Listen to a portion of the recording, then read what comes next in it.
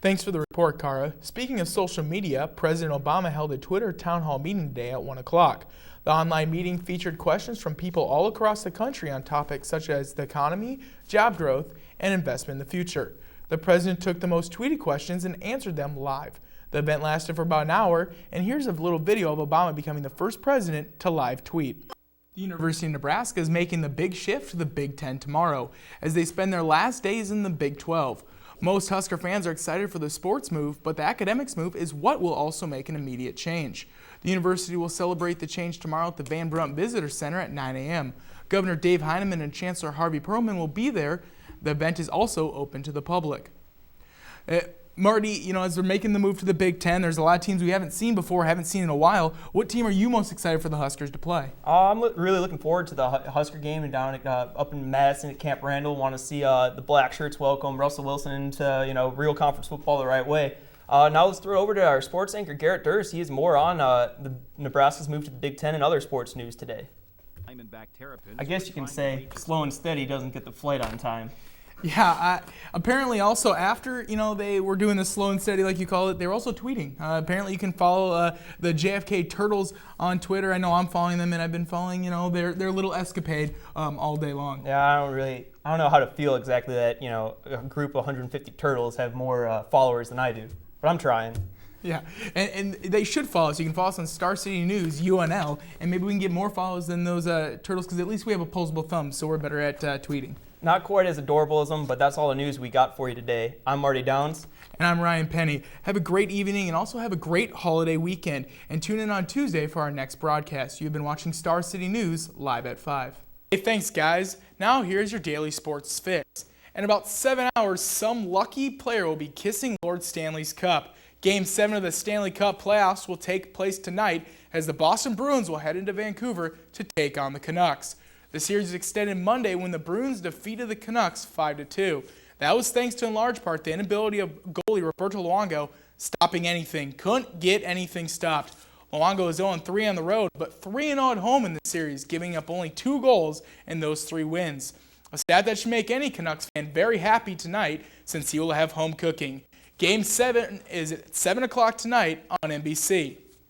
Moving over to soccer, the United States defeated Guadalupe 1-0 on Tuesday in Gold Cup soccer action, thanks to this goal by Josie Altidore. They will now face the red-hot Jamaica national team. The U.S. did face a scare before advancing. That was with a loss at the hands of Panama on Saturday, 2-1. The other 7 teams advancing to the quarterfinals are Costa Rica, who will face Honduras, Mexico, who will take on Guatemala, Panama and El Salvador will face off on Sunday, with that winner playing the winner of the U.S. Well, thank you very much, Steven. It has been a gorgeous day. I mean, a little gorgeous if you like the hot. I don't mind the heat myself, so let's first off take a look outside. 90 degrees right now. It feels like 97 though, so it's a little bit warm. I like being in an air-conditioned building right now. South-southeast winds at 9 miles an hour. Taking a look over at the local map, you can see throughout Lincoln, it's 87s, 80s. As you come up to Omaha, in the 60s, 70s, kind of that area. Throughout the day, it's been warm, but it's been manageable. Looking at the national weather forecast, 90s down here in Kansas, 99. It was even reaching 100 in Wichita. Come out there in Arizona, 104, which isn't a big surprise for them. They're used to that weather. But if you look out in California, 60s and 70s, a lot more comfortable out there on the West Coast.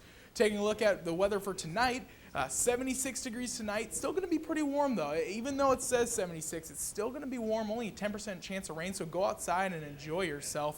The 4th of July is a busy time for not only firework vendors, but also a busy time for the Lincoln Fire and Rescue. It is slightly up from our normal activity because several of them were fireworks related. Any other time of the year, we would not have a fireworks-related incident. 2 homes in Lincoln were involved in firework-related fires over the weekend. Both were after the fireworks oohs and ahs had already finished. Both of these fires, we saw some similar problems in that the fire started on the outside of the dwelling and actually burned the dwelling and was working its way into the structure. One of the fires took place Sunday morning at 13th and Lake Street.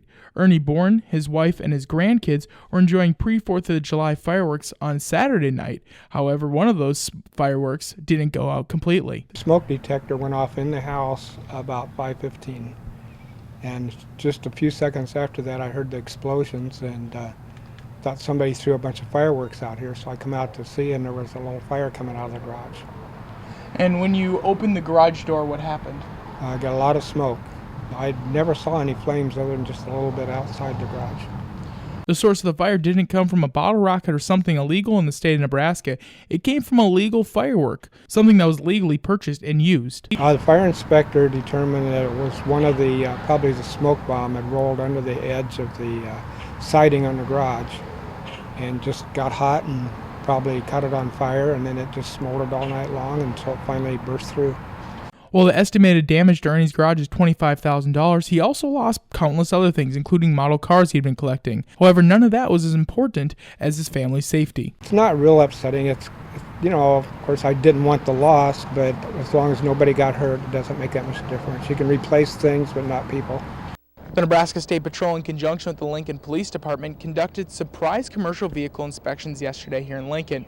This was mainly looking for vehicles that never leave Lincoln city limits and therefore get by without getting inspected as often.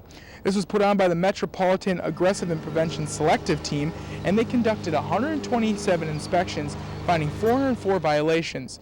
51 vehicles were taken out of service for the violations found, and they could range anywhere from brake issues to issues with lights that could cause safety. 4 drivers were taken out of service for a variety of reasons. One of those drivers was actually taken out of service for a warrant that the police found on him.